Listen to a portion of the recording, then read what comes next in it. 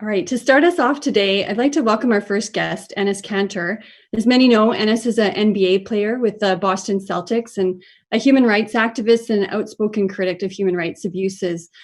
He's brought light and used his platform as an NBA player for the last 7 years to bring lights to human rights abuses, and particularly what's happening in Turkey. And he's also initiated the You Are My Hope campaign. So welcome, Enes, to the broadcast today. Thanks so much for joining us. Thank you guys for inviting me. I appreciate it. So I'm wondering, Enes, if you could start us off today as our first guest to kind of give us a bit of what's happening in Turkey. I'm wondering if you could give some context to the viewers today. Yeah, for sure. I mean, I think I'll just start with it all started back in 2013. There was a corruption scandal happening in Turkey. And I was back then, I wasn't actually in America, and I was playing basketball for Utah Jazz. And I remember first time I heard about the scandal, it was President Erdogan, his family, and some of the congressmen was involved in it. And after that, so scandal, corruption, President Erdogan started to put in journalists in jail, whoever talks about this issue. He started to shut down media outlets if you are a newspaper writing about this stuff. And I think that was the first time that I said something about it. And I actually put a tweet out there. And for I just because of the platform that NBA given me, I saw the power of one tweet. It went viral, and it became a conversation here in America and obviously in Turkey. And I saw like I said, power of the one tweet. And after that, I started to pay attention to what's going on more in my country, not just going out there play basketball, but just more than that. And started to educate myself about some of the issues that are happening. Started to pay attention more about foreign relations, relationships between America and Turkey, and obviously after that, the Turkey was never the same. And like I said again, I remember my teammates were just going out to eat, and they were going out to having fun and stuff, but I was going back home to study and educate because I wanted to do more than that. I wanted to be more than just a basketball player. So that it all started back in 2013. It's incredible. So can you tell us a little bit more about like how the situation has impacted you directly? I know like you're a stateless person, which is Right. not a lot of people have that, but I know you've also been disconnected from your family. So there's this personal impact on you. I'm wondering if you could Mhm. share a little bit. I mean, whenever we're obviously talking about this issue, especially if you are talking, I guess some of the issues are happening. The Turkey obviously affected me and my family. I remember it was back in 2016, 17. My dad was a genetic professor. He got fired from his job. My sister went to medical school for 6 years. Now she cannot find a job. And probably the saddest one is my little brother was playing basketball in Turkey, and he wanted to become an NBA player one day. But he literally got kicked out in every team because of the carry the same last name as me. So they were just, and then the rest of my family was getting fired from their job.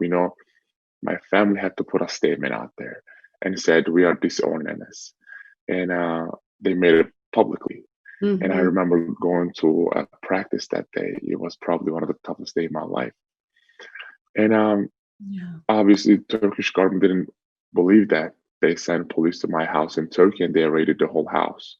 And they literally took every electronics away, phones, computers, laptops, because they wanted to see if I am still in contact with my family or not. And if they would see any text message, any missed calls or email, or any kind of notification, they will be all in jail.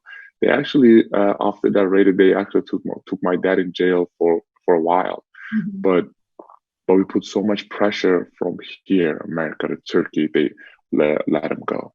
And my dad finally had his freedom after 7 years going in and out of jail and in and out of Turkish courts. But I mean, after he got his freedom, my dad, I remember a lot of my teammates, a lot of my people that I know was texting me. It's like, hey, listen, you can focus on basketball now. You can, just have fun now. You can smile again. But like, people don't understand, like, my fight is not over, it's just getting started, because my family and my dad is only one. There are so many families and situations out there is way worse than mine. Yeah, and I think your situation is an example of like Mhm. what other people are facing, but yet you have this platform to push back on in some ways. And you were also, from what I understand, in Indonesia, you were almost kidnapped, and that Mhm. piece about extraditing back to Turkey. And so there's been all these pieces, which I think your story connects to a lot of other stories that would be unheard Mhm. in many ways. I'm just wondering, I want to ask you more about the You Are Hope campaign, but I was just Mhm. one more question before that, though, is I'm just wondering, like, from my angle as a Canadian Mhm. watching all this, it's been an interesting negotiation for me to figure out, like, why why is this going on so long? Why is it so quiet in the world stage in terms of really looking at Turkey and understanding what's happening? And I'm wondering if you have, you know, some thoughts on that. And like, it has been a duration of already 7 years Right. almost. You started speaking out, and you know, why do you think it's being able to continue so long? Why is it so hard to kind of bring attention to the issue in Turkey, do you think? I feel like in Turkey, everyone uses media to brainwash people, and also he censors media. Mhm. And so I feel like more people needs to step up and talk about this issue. I mean, if you have a platform, I'm talking about if you're an athlete, if you're an actor, singer, rapper, you know, the number one thing is like, we first of all, we need to inspire our young generation. So Mm, when they grow up, and they won't have the same problems we are having right now. They won't have the same problems we are facing right now. So I feel like, you know, if you have a platform, use this platform to bring good and bring peace and love. And it's funny because, like, like I said again, we need to bring more attention. Whenever I have sit down with one of my teammates or coaches, or someone from NBA, or my friends from just actors or singers, whenever I sit down and talk about this issue, first thing they tell me is like, listen, dude, you are an NBA player. Why don't you just, and your family's back in Turkey, they're getting affected. Why don't you just keep your mouth shut, make your millions, and live a happy life? But like I said again, they don't understand, because you guys know my story because I played NBA, right? But there are thousand stories out there. It's way worse than mine. yeah. You look at in Turkish the jails right now, they're the number one country in the world that put the most journalists in a jail. And last time I checked, there are over 17,000 innocent women are in the jail, and almost, like, I think 1,000 babies with their mother. Yeah. And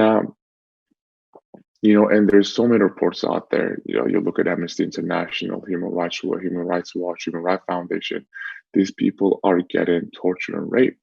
And the latest news that because of the coronavirus, Turkish government decided to free all the serial killers, child rapists, human traffickers, smugglers, and thieves, mafia leaders. But they decided to keep all the political prisoners and journalists in the jail.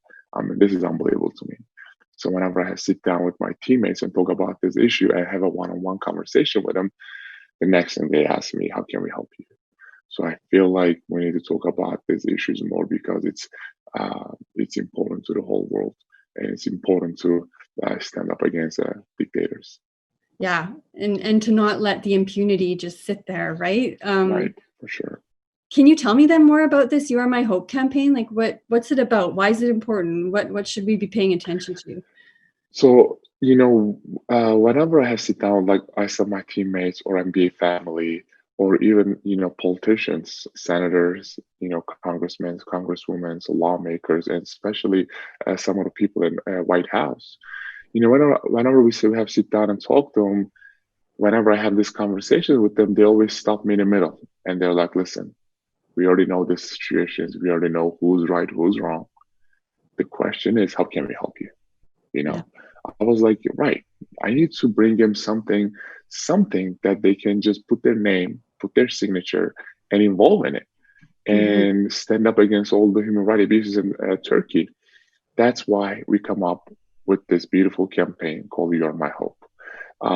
We are trying to, um, collect as much as signature we can. It will literally take not even 1 minute of your day. You will just go to yourmyhope.org, sign the petition, and trying to, free all those political prisoners in Turkey. And with those signatures, we are planning to, go to Human Rights Court, United Nations, even European Union maybe, and also a White House, and tell them, look, there are so many people behind this cause. There are so many people put their name and signature to this cause. So let's take action. Let's not just talk about it. Let's not just tweet about it. Let's be about it.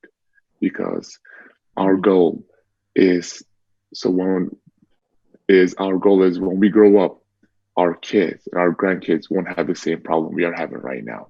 So they can live in a world that which is equal.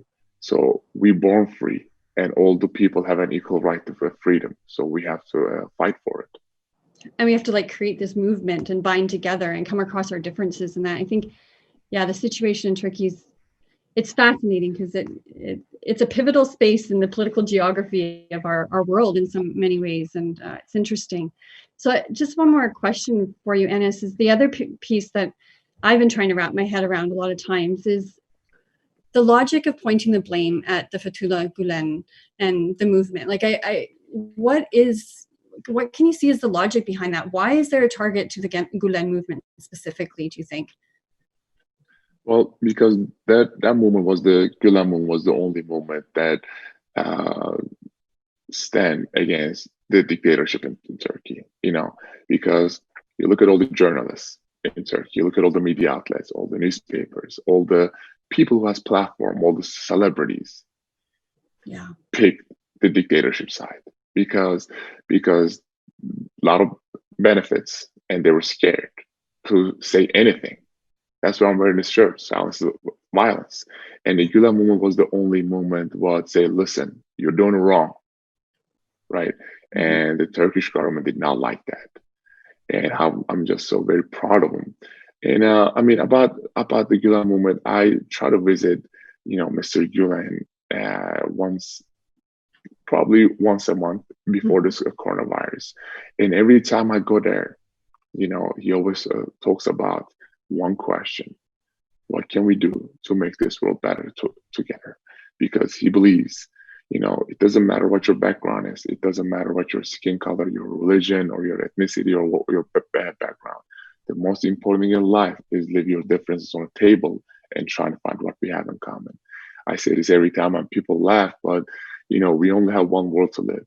Till Elon Musk or Jeff Bezos or somebody find another planet to live, this world is what we have. So let's focus on making this world better together. And he only, this movement only cares about education, because we believe there are so many problems are happening in our world right now because of uneducated people, and we're going to win this with education. And the one word really gets me is universal peace. Yes. And I love that you bring up education too, because I saw a quote of yours where you were talking about when you have a country that is like quashing and shutting down schools, how can we stand in silence around that?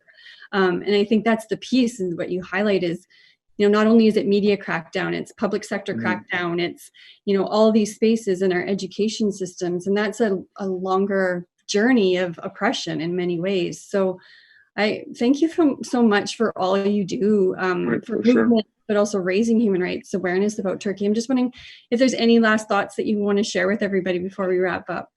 I mean, the last thing I would like to say is whenever we are talking about these issues, I mean, don't get me wrong. I love my country. I love my flag. I love my people. I wish I could go back to Turkey right now and visit my family and my neighbors and my friends over there.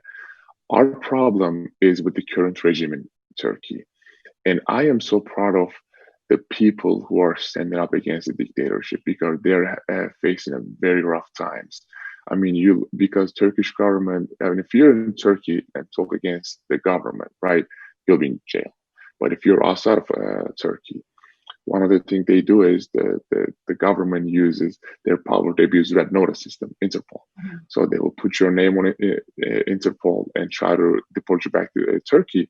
And that is what they did to me. I was a Turkish citizen, and they revoked my passport, put my name on Interpol. Well, luckily, I'm going to become an American citizen next year, but not everyone is lucky as me. You look at so many countries in the world that so many people getting deported back to Turkey. So I feel like we need to bring light to that conversation.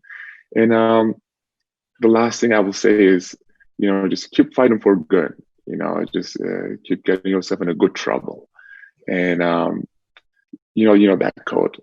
Um, I feel like we need to stand up for what's right, even if it means sacrificing everything, even if it means sacrificing a lot. So let's come together and let's stand for freedom, democracy, justice, human rights, and let's stand against dictatorships. S with the S in the end, because problems are not just happening in Turkey; it's happened all over the world. So we need to come together. And like I said again, silence is violence. Yeah.